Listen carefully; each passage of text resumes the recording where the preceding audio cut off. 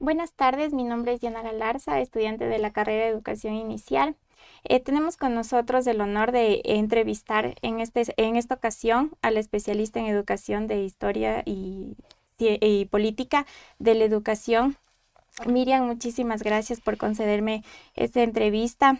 Sé que usted como investigadora tiene una vasta experiencia en temas de la política en educación y la historia también, autora de varios libros como son La Escuela y lo Justo, también la educación secundaria en Argentina, Política y Educación y aportes para un programa futuro de historia de la educación en Argentina. Muchas gracias. Miriam, ¿cómo está? Sí. Buenas tardes. Hola, buenas tardes. Es un gusto conversar contigo. Bueno, vamos con la primera pregunta, por favor. Actualmente usted investiga y coordina trabajos de historia, la teoría de la política en la educación, es investigadora de la CONICET. Eh, ¿Cómo nació su relación con la educación?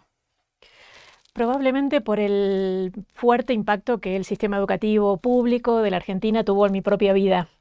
La verdad que el sistema educativo en general, el universitario en particular, genera muchas condiciones de ascenso social y de poder dejar atrás entornos bastante vulnerables. Así fue en mi propia vida y por eso, seguramente por eso me convertí en pedagoga. La escuela ha excluido muchas experiencias culturales y ha legitimado muchos saberes, experiencias, comportamientos, estéticas que son cotidianas que deberíamos dejar atrás. ¿Qué debemos dejar atrás en la escuela? Bueno, efectivamente el sistema educativo produjo mucho, abrió muchas puertas, pero también se construyó sobre la base de muchas arbitrariedades, de muchas injusticias, de muchas estigmatizaciones, de muchas formas de proceder en las que fue construyendo no solo la inclusión, sino a la par también formas de exclusión. Entonces, sin lugar a dudas, el sistema educativo debiera dejar atrás todo aquello que va en contra de su posibilidad de hacerse más democrático, más inclusivo, que efectivamente responda a las realidades culturales para el cual se está desarrollando, que puedan efectivamente en la escuela tener lugar las culturas y no solo un patrón, una selección cultural determinada, como ha sido desde su origen, que ha producido muchas injusticias porque ha dejado fuera lenguajes, prácticas culturales, acervos, que no los ha considerado legítimos para ser enseñados a las nuevas generaciones. Y allí hay un elemento de arbitrariedad fuerte. Por suerte, ya desde hace algunas décadas atrás, hay una reflexión significativa en el sistema educativo sobre esas arbitrariedades, injusticias, y viene trabajándose en el sentido de una educación más inclusiva, más democratizadora. Pensamos en una escuela como la institución sólida constituida para la formación de niños y jóvenes y queremos una escuela de calidad, Uh -huh. inclusiva, en contexto, en constante mejora activa, aunque difícil de definir por todas las implicaciones que tiene.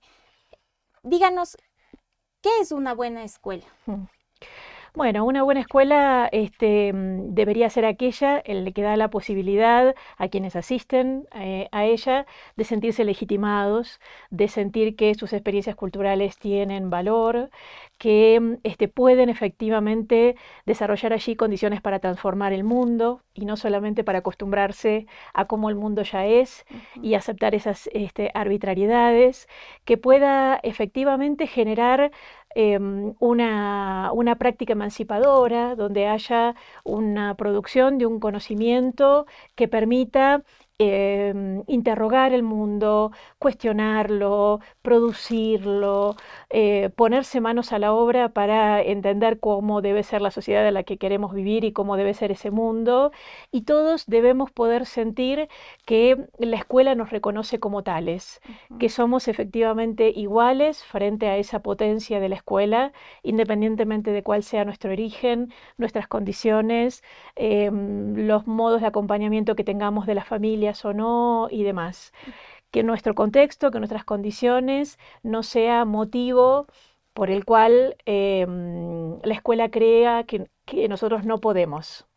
Siempre vale la pena preguntarse, para aquellos que hoy transitamos o hemos finalizado la educación superior, ¿qué hubiera sido de nosotros si la escuela no hubiera creído que nosotros podíamos? Hay ahí una clave que tiene que ver con una sensibilidad, con un ponerse a disposición del otro, reconocerlo, legitimarlo y también, por supuesto, poner a su disposición conocimientos que hasta ese momento no conoce. Todo eso creo que son parte sustantivos de una escuela que consideramos buena. Sí, usted acaba de mencionar un aspecto bastante importante como es la emancipación. Ujú. Con respecto al conocimiento, ¿cómo define su carácter emancipatorio? Bueno, justamente la posibilidad de que el conocimiento, que haya una distribución de saberes, que ha sido eso una función muy, muy significativa de la escuela, la distribución de saberes, que los saberes no sean propios de un determinado grupo social, de una profesión, sino que efectivamente el conocimiento es social y por lo tanto tiene que estar posibilitado para todos, pero que además ese conocimiento sea brindado de una manera al que se lo puede interrogar, al que se lo pueda cuestionar, profundizar, no como un conocimiento ya dado, clasificado, cerrado y que bueno, hay que pararse frente a él y más o menos replicar aquello que se ha conocido, sino que efectivamente podamos abrirnos preguntas sobre ese conocimiento, aunque sea para volver a elegirlo, para ponerlo en funcionamiento, pero que efectivamente esa apropiación tenga que ver con un ejercicio analítico. Eso produce en sí mismo la capacidad de interrogación, la capacidad de cuestionamiento del mundo y la emancipación. En la actualidad, con la pandemia, las opciones de la política pública de asumir agendas en pro de la digitalización es una práctica generalizada. Se está organizando una nueva realidad llena de desafíos, oportunidades, que derivan a su vez en grandes cambios en las interacciones sociales, productiva y educativa. Ecuador enfrenta este reto intentando la reducción de la brecha digital y de las inequidades que esta brecha origina. Sin embargo, nos preguntamos si la innovación tecnológica ha logrado o logrará mejorar la calidad de vida de los seres humanos y si representa un cambio significativo en la educación. Ujú. Sí, efectivamente, el reducir, ojalá fuera hasta cero la brecha tecnológica, es una condición indispensable en todos los países. Es muy necesario hacerlo, las políticas públicas destinadas a ello son muy necesarias. ¿Suficiente? Creemos que no. Efectivamente, solo con poner a disposición infraestructura, equipamiento, conectividad y demás, no alcanza a resolverse las necesidades de una educación democratizadora. La verdad que con la pandemia, algo que se puso muy rápidamente en evidencia es que lo que es difícil de restituir es eso que es sustantivo en la escuela, que es el estar juntos. La escuela es una manera de encontrarnos, de desarrollar un conocimiento que es colectivo. Uno en la escuela aprende porque está pensando algo que lo suscitó la intervención del profesor, la profesora, pero aquello que se está planteando, un compañero de un banco de al lado se lo cuestiona, eso hace que uno tenga que volver sobre sus pasos y pensarlo de otra manera. El conocimiento es social, es colectivo. No es una individualidad o una producción individual. Por lo tanto, reponer esa situación del estar juntos, del convivir, de encontrarme con el otro, de cómo los ojos, la mirada del otro me reconoce como un sujeto que tiene un saber, que está desarrollando una actividad legitimada, que es esto de formarnos juntos, eso fue lo más difícil de reponer, porque los distintos estados desplegaron con mayor o menor eficiencia, con mayor o menor grado de cobertura, ciertas formas de resolver eso en la distancia. Sin embargo, la escuela es ese ágora de encuentro público, ese lugar sobre el cual nos preguntamos sobre los temas comunes, donde aprendemos a convivir, a estar con otros, y eso ha sido lo más difícil de reponer. Hay algo que yo creo que hay que acentuarlo mucho, y es que esta experiencia en la que ha habido que salir rápidamente a digitalizar la enseñanza por el contexto sanitario, no quiere decir que esto sea la puerta de entrada al homeschooling, en el que ahora cada uno estudiará en su casa por sus propias cuentas y que eso es el equivalente a la escuela. De ninguna manera. La escuela es el lugar de lo público, de lo colectivo, del encuentro, en el que nos formamos porque estamos en relación con otros, en el que requerimos de los otros para ese elemento sustantivo que es parte de la formación, que tiene que ver con el estar juntos. Por lo tanto, eso es lo más difícil, que no se pudo mayormente reemplazar, aún con equipamiento, con conectividad, etcétera. Sí, nos hemos acostumbrado bastante al ritmo ya de la virtualidad y Ujú, se nos está dificultando bastante volver a retomar una nueva normalidad en cuanto a ujú. la interacción social que hay en la actualidad. ¿Qué retos vislumbra en el futuro de la escuela y para el docente como protagonista de la historia? Mm. Bueno, efectivamente, la escuela ha hecho mucho recorrido para ser un lugar más hospitalario, para albergar la diferencia. Yo no soy de aquellos que piensan que la escuela hace lo mismo que hace 100 años atrás, o 50 o 20 años atrás. Mm. Quienes ya somos adultos no debiéramos diagnosticar la escuela por lo que fue nuestra propia experiencia escolar, cosa que frecuentemente se hace. Si uno vuelve a mirar la escuela hoy, la verdad que por suerte ha producido muchos cambios.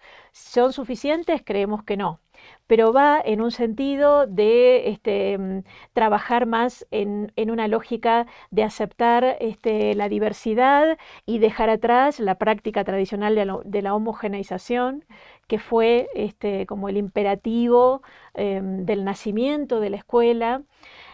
También pudiendo pensar distintas temporalidades dentro de la experiencia escolar, como todos tenemos tiempos distintos para desarrollar nuestros aprendizajes, o más en unas asignaturas que en otro, y que eso que no esté siendo interpretado como una anormalidad, sino como parte del proceso evolutivo en el que todos tenemos una diversidad y que eso no nos inhabilita, que también los vínculos dentro de la escuela se democraticen mucho. em, si bien no estoy pensando en una simetría en el vínculo, porque efectivamente quienes son los adultos de la institución y los más jóvenes tienen una relación distinta y una responsabilidad distinta frente a la enseñanza y el aprendizaje, pero que esa asimetría esté fundada en porque hay alguien que tiene un saber, que tiene una experticia, que tiene una formación específica y una responsabilidad, y otros que ocupan otro lugar en esa relación, pero que eso sea no un vínculo arbitrario de autoridad que no se justifica, sino una relación ética en ese vínculo.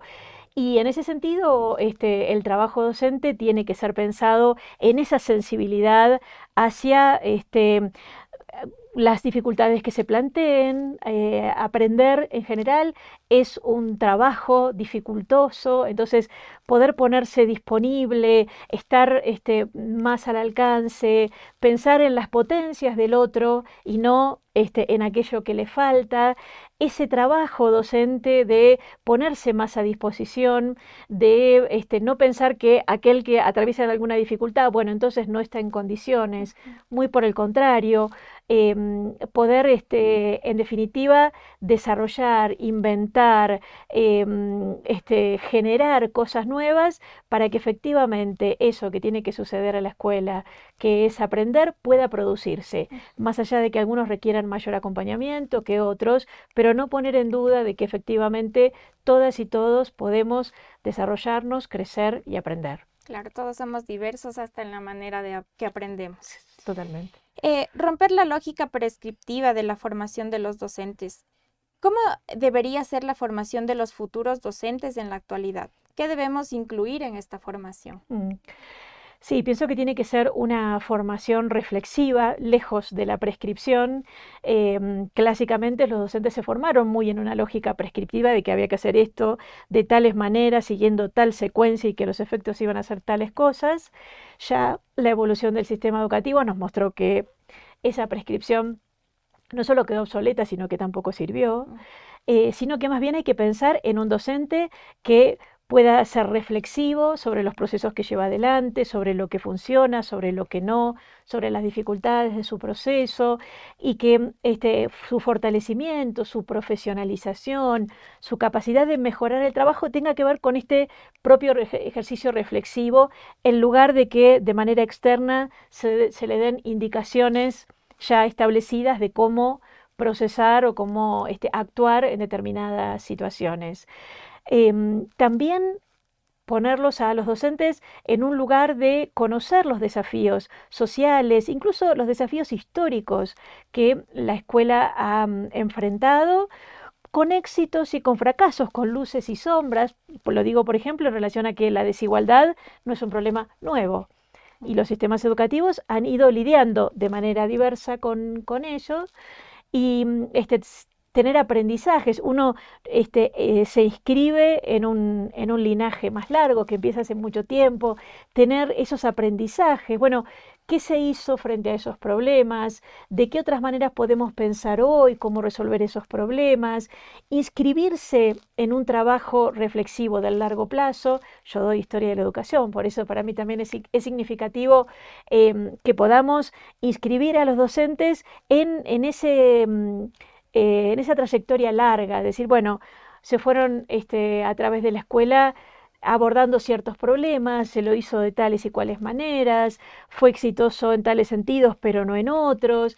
Por lo tanto, darles esas herramientas de reflexión en un sentido histórico, que no se trata de un proceso que comienza ahora, sino que tiene una larga historia, pero que esa profundización, ese trabajo de mayor consistencia, tenga que ver con ese trabajo reflexivo, de inscribirse uno frente a los problemas, frente a esas dificultades. ¿Qué decisiones tomaría yo? En un terreno que es tensionado, que no son decisiones simples, bueno, hay allí un ejercicio que profesionaliza, que da mejores condiciones para el trabajo. Claro, y además que como futuros docentes, nuestra formación no va a acabar nunca, No. siempre está en constante evolución la educación y además que tenemos que seguirnos formando. Ujú. Para finalizar, ¿qué deben comprometerse nuestros estudiantes en formación? Bueno, hay algo del orden de la sensibilidad social que yo mencionaba antes, que yo creo que es muy valioso que pueda pensarse desde la formación, no algo que empieza una vez que uno tiene el título, sino una sensibilidad respecto a cuál es la sociedad en la que uno trabaja. Por lo tanto, cómo las acciones que uno lleve adelante van a tener implicancias, van a desarrollar determinadas experiencias, ir comprometiéndose en esa ética profesional ya en la situación de estar formándose. Y en un lugar siempre de reconocimiento hacia los otros, que nos ponga en ese lugar de que estamos allí como educadores para ayudar a otros a producir lo que no podría producirse solo. Que nuestra presencia, nuestra orientación, nuestra búsqueda, nuestra insistencia, porque las cosas no son sencillas frecuentemente, nuestra invención de nuevos formas de trabajo para destrabar aquello que presenta dificultades, que eso sea lo que nos fortalezca y es siempre en relación con los otros y otras.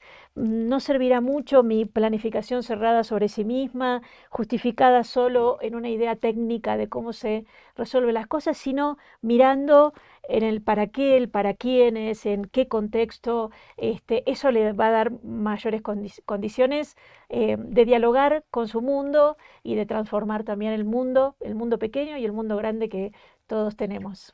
Bueno, le agradezco muchísimo por la entrevista, sus aportes muy valiosos para nuestra formación y me incluyo. Le agradezco muchísimo por la entrevista y gracias igual por vernos.